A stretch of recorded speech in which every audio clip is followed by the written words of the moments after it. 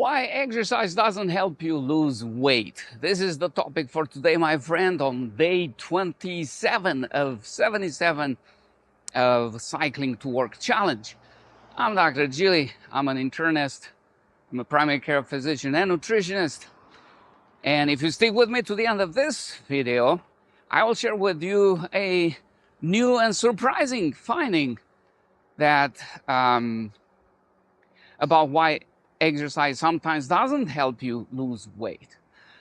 But let's start with the most important reasons. First of all, I want to state very emphatically that exercise does help and has a very important part in losing weight. You see that all the time.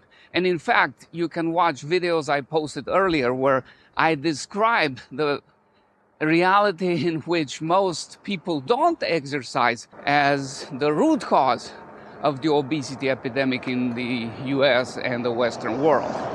We have data, for example, from the National Weight Loss Registry, which is a long-term research project from the 90s, focusing on people who have lost weight and kept it off, significant amounts of weight, and kept it off for at least 5 years.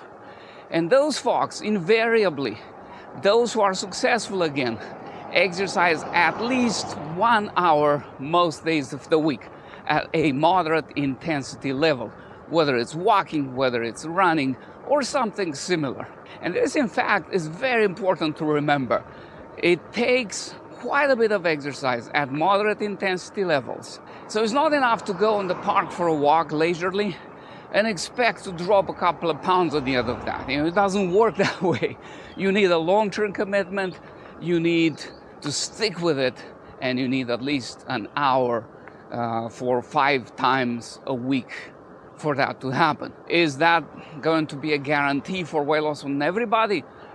No. No amount of exercise, even at levels that I just described, will counteract a bad diet. If somebody's diet is well north of 2,500, 3,000 calories a day, and it has a lot of junk items, highly processed, highly palatable foods, soda, simple carbs, chips, combos of sugar, fat, and salt, those things will stay in the way, and no amount of exercise will counteract that. But when we think about exercise and weight loss, we have to remember that there is a Goldilocks zone in which exercise works great for weight loss, for immune stimulation, for anything else that it does good in the body.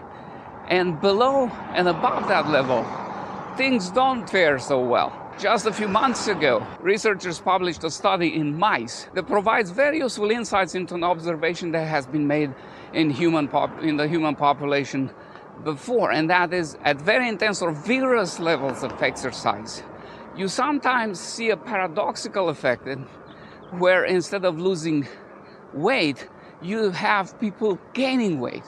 And in this study, they took a bunch of mice, they put them on 3 exercise regimens, sedentary, moderate, and vigorous. And they did some rather accurate measurements, not just that their body weight, but pre and post exercise body temperature, hormonal levels, including corticosterone, which is a proxy for the circadian rhythm and stress. And they followed them for a few days after a very vigorous exercise session on the mouse treadmill. And what they found is that if you subject these little guys to a very intense session of physical activity, their body temperature drops in the post-exercise phase, not just for an hour or 2, but up to a couple of days or 3 days after that. Their post-exercise baseline physical activity, stuff that they do, they just roam around, they move from here to there, that also drops significantly.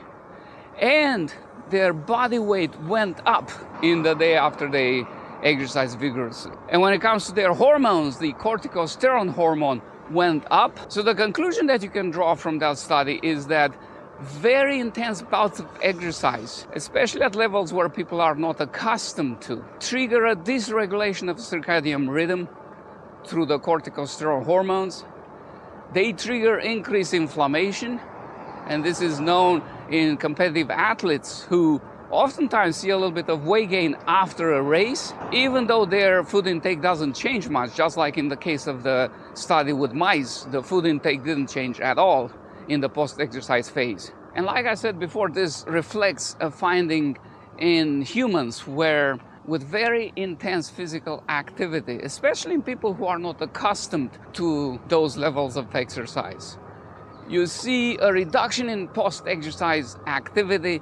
It's an adaptation response where basically you crash after you exhausted yourself through exercise and you don't do much of anything. The body functions go into a semi-hibernation mode, the body temperature drops, the metabolic rate drops, and you end up with a positive gain on the scale at the end of it all. And unfortunately, it's not just muscle gain that happens. As I often say on this channel, balance is super important.